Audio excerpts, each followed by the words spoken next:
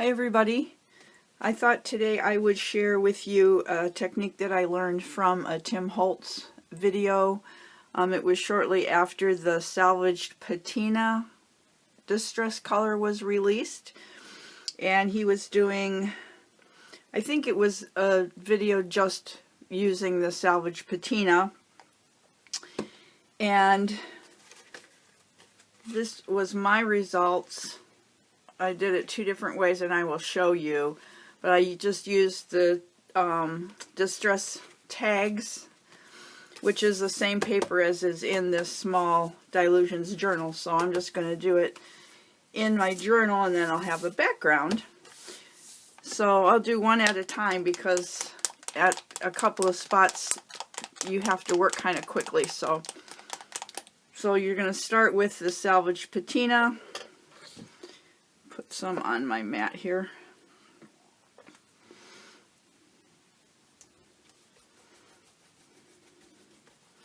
And we just want a nice even coat of that color. And I'm just going to do it in kind of a random shape here.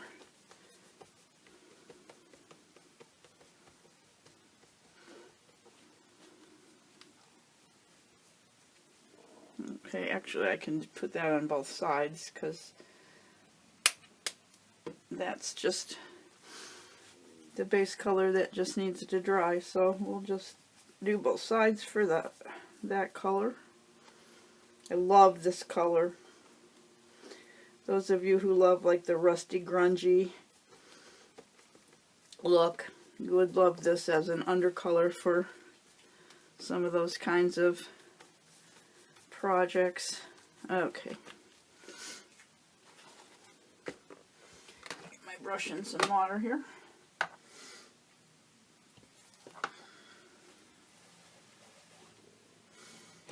I'm just going to dry that.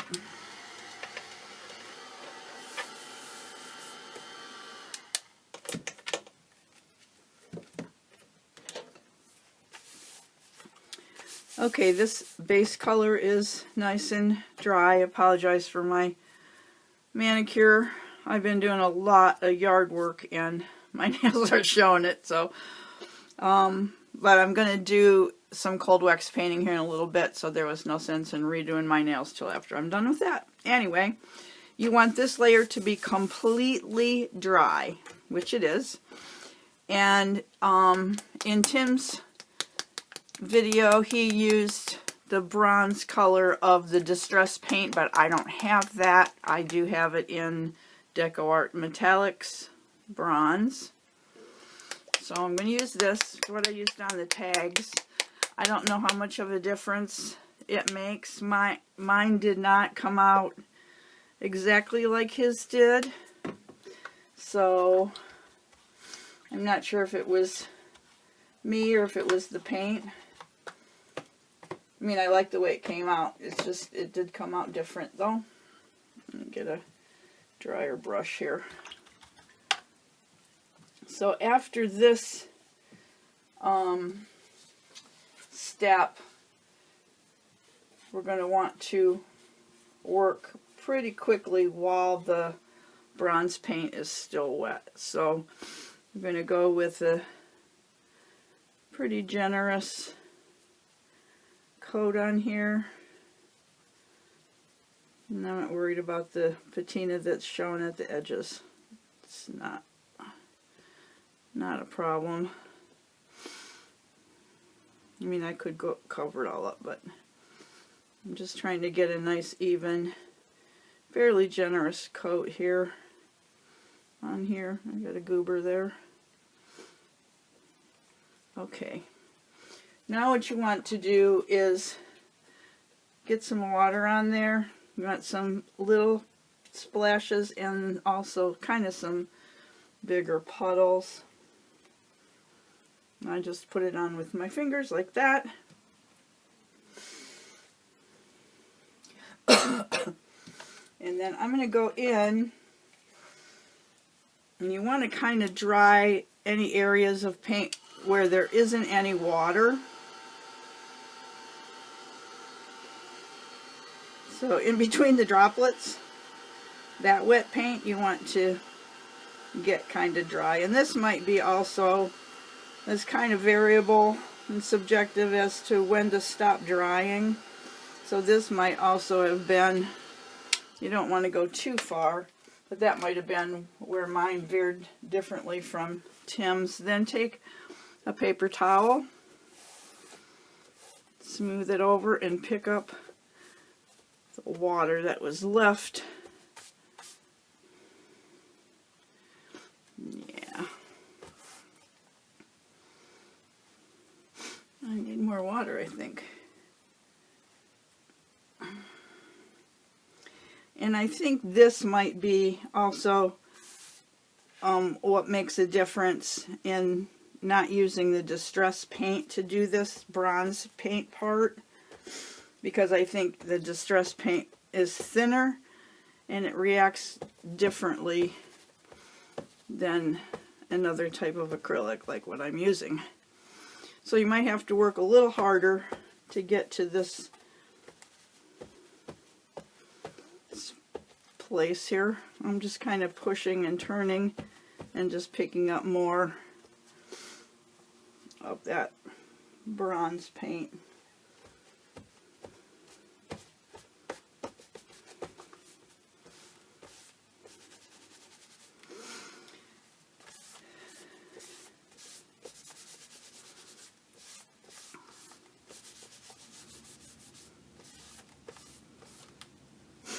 Yeah, Tim did not have to scrub any paint off, so I think it's the difference in the paint. Now we got too much taken off there. I'm just going to add a little back. I will link Tim's video in the description below so you can go see how he did it with the Distress bronze paint. I have more water in my brush this time. I'm putting some more of this bronze on the other side here, and we'll see if a thinner application helps with this Deco Art paint.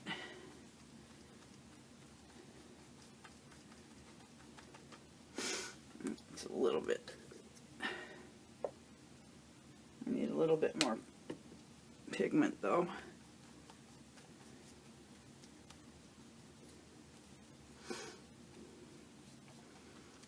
Did work better, and this is exactly what I did on the tags, and it worked better on the tags, so I'm not sure.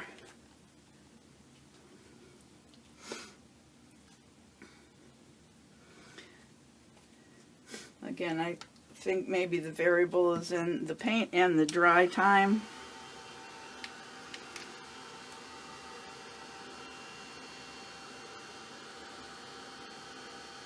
I may have dried that one too much,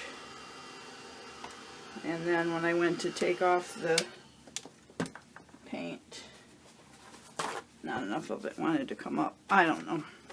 I really don't know. I'm guessing right along with you. But it's a very cool technique. That's better. And if you can, when you do this part, use a cloth that doesn't have a design in it, because it does kind of leave the design behind with it. That's better. A little more speckly. Like I want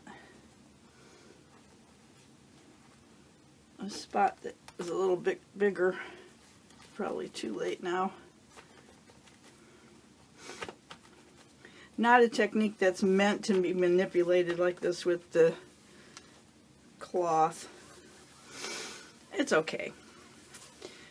Alright, so I'm going to dry those both really well now, and I'll show you the last thing that you can do. You can stop here if this is the look that you like.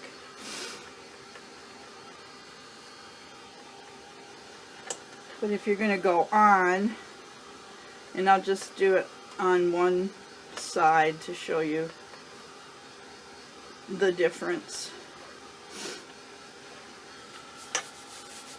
Okay, that's dry. I put some stamping on my tags. Tim didn't do that. I think you can really see it best on this one. I'll put some stills at the end too. But I'm just going to pick up some archival ink in jet black and just here and there add some of that on both sides.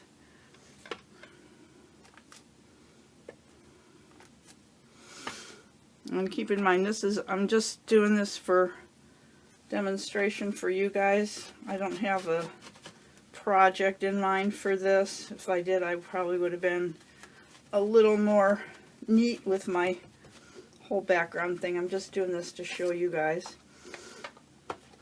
So that's, the archival ink is permanent when it's dry. So we want that to be dry. On this one, I was upstairs when I did this and I used India ink. And then when I put the distress ink on top of it, you can see it lifted a lot of it. I didn't put the ink on top of that one, and so you can see it better. But the archival ink will solve that problem. Once it's dry, it's not going to lift.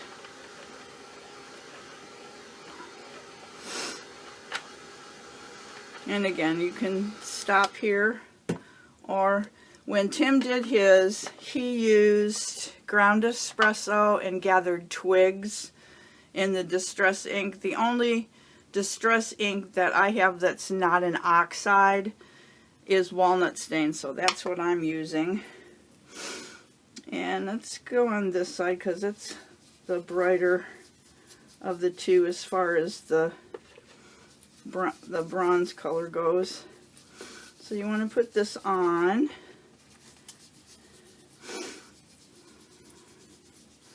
And the reason that the distress ink works for this is because now we're going to put water on it. So most of your other ink pad types won't work, and the distress would change colors. But we're going to do the same thing that we did with the bronze paint. With some water on there, and then take a paper towel and pick some of it up.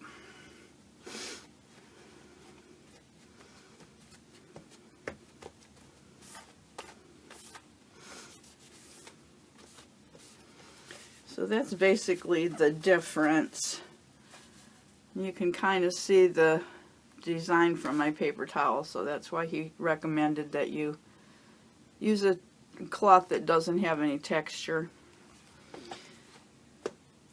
So that's, and I also added some collage before I did the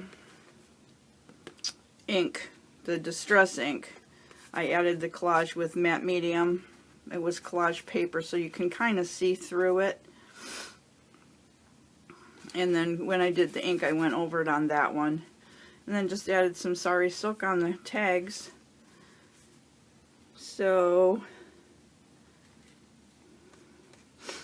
that's that. Just wanted to share a technique, but I really like this one. I like the grunginess of it. So if you like this video and this technique, give it a thumbs up. If you haven't subscribed to my channel, now would be a good time to do that. And ring the bell so you get notified of new videos. And in the meantime, you go make some art. Bye.